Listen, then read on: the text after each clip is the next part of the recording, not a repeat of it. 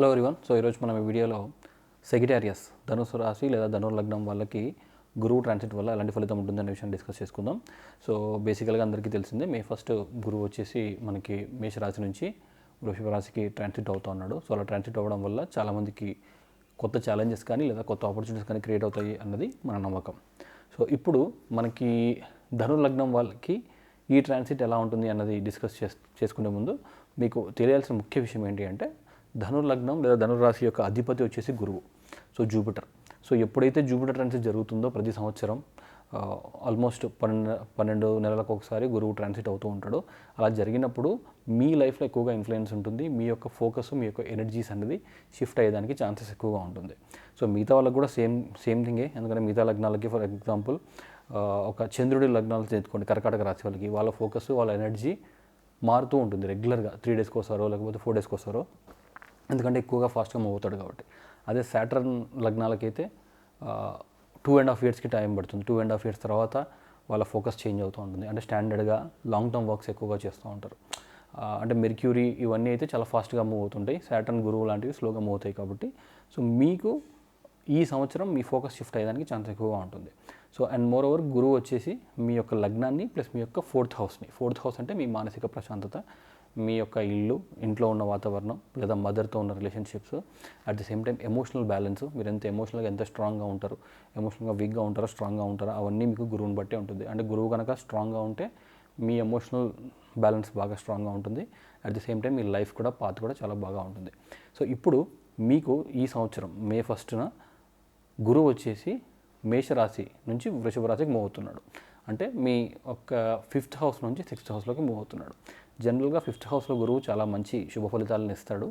కాకపోతే ఏంటంటే depending upon మీరు పుట్టినప్పుడు మీ జాతకం ఎలా ఉంది, సో అప్పుడు మీకున్న ప్లానటరీ పొజిషన్స్ ఎలా ఉన్నాయి అన్నదాన్ని బట్టి ఫైనల్ రిజల్ట్ వస్తుంది.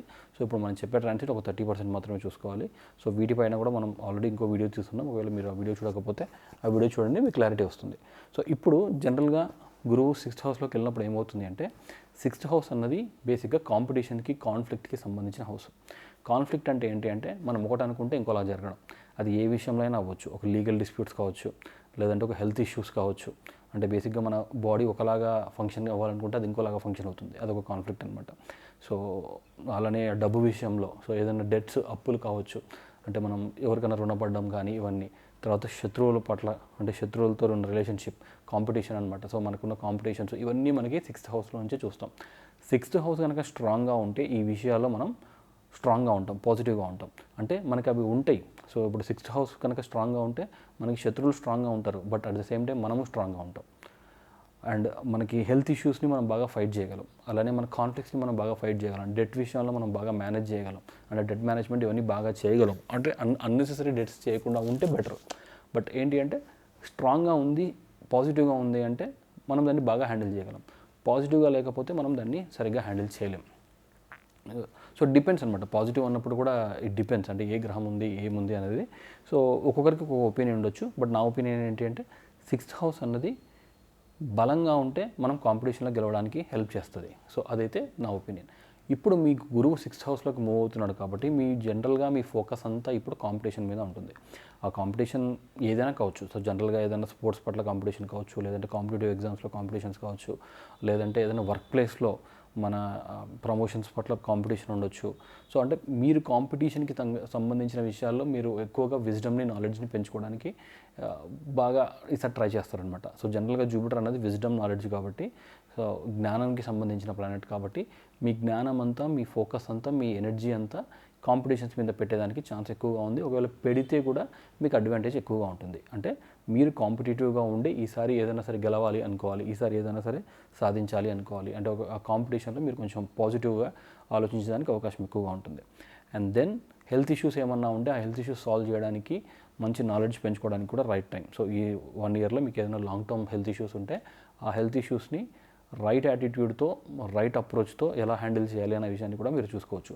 అండ్ డెట్స్ విషయంలో కూడా, అప్పులు ఏదైనా ఎక్కువ ఎవరికన్నా ఉంటే అప్పులు కంట్రోల్ ఎలా చేయాలి, అంటే అట్లీస్ట్ కొత్త అప్పులు చేయకుండా, ఒకవేళ ఆల్రెడీ అప్పు ఉన్న వాటిని మనం ఎంతవరకు తీర్చగలం, ఇలాంటి పట్ల కూడా నాలెడ్జ్ పెంచుకోవడానికి అవకాశం ఎక్కువగా ఉంటుంది. వాటి పట్ల కూడా హ్యాండిల్ చేయడానికి ఎక్కువగా ఉంటుంది.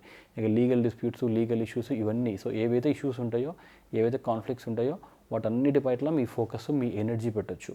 అండ్ దాన్ని ఫైనాన్షియల్ పరంగా కూడా మెయిన్గా, అంటే ఎందుకంటే వృషభ రాశి ఫైనాన్స్కి సంబంధించిన హౌస్ కాబట్టి ఫైనాన్షియల్ ఇష్యూస్ ఏమన్నా ఉంటే, ఫైనాన్షియల్ కాన్ఫ్లిక్ట్స్ ఏమన్నా ఉంటే, అవి లీగల్ కావచ్చు, లేదంటే ఇంటర్నల్ కావచ్చు, మీకు అప్పులు కావచ్చు, ఏవైనా సరే వాటి పట్ల ఎక్కువగా ఫోకస్, ఎనర్జీ పెట్టడానికి అవకాశం ఎక్కువగా ఉంటుంది. అది ఫస్ట్ థింగ్.